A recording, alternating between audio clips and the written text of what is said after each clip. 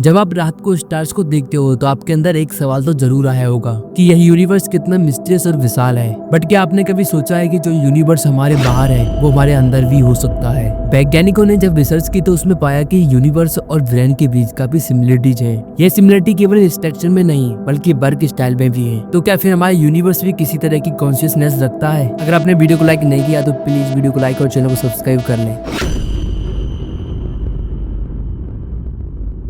Universe और brain को compare करने के लिए सबसे पहले हमें उनकी स्ट्रक्चर्स को समझना होगा। हमारे ब्रेन में लगभग 89 बिलियन न्यूरॉन्स होते हैं। ये न्यूरॉन्स एक दूसरे से जुड़े होते हैं एंड एक कॉम्प्लेक्स नेटवर्क क्रिएट करते हैं जिसे हम न्यूरल नेटवर्क कहते हैं।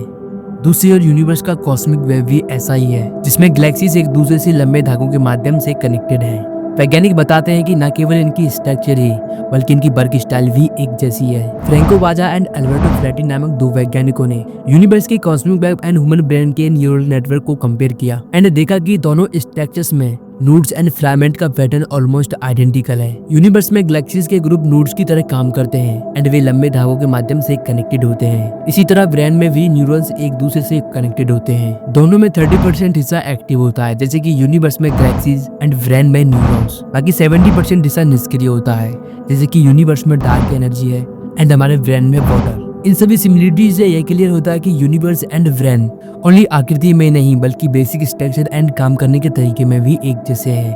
अगर हम यूनिवर्स और ब्रेन की स्ट्रक्चर को और गहराई से समझें तो हमारे सामने आती है फ्रैक्टल्स की थ्योरी। फ्रैक्टल एक ऐसी स्ट्रक्चर होती है जो छोटी लेवल से लेकर बड़ी लेवल तक एक ही पैटर्न को दोहराती है। ये theory ice crystal, plant branches and even universe के कॉस्मिक वेब में भी देखा जाता है। ह्यूमन ब्रेन की न्यूरॉन ब्रांचेस भी फ्रैक्टल पैटर्न को फॉलो करती हैं। इसका मतलब यह हुआ कि ब्रेन एंड यूनिवर्स में सेम स्ट्रक्चरल प्रिंसिपल काम कर रहे हैं।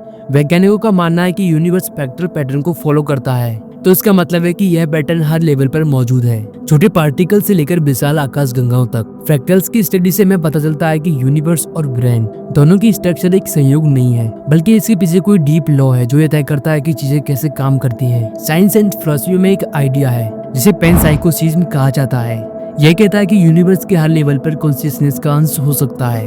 अगर यूनिवर्स एंड ब्रेन की स्ट्रक्चर एक जैसी है तो यह मानने में कोई हर्ज नहीं है कि यूनिवर्स किसी न किसी रूप में सोच सकता है।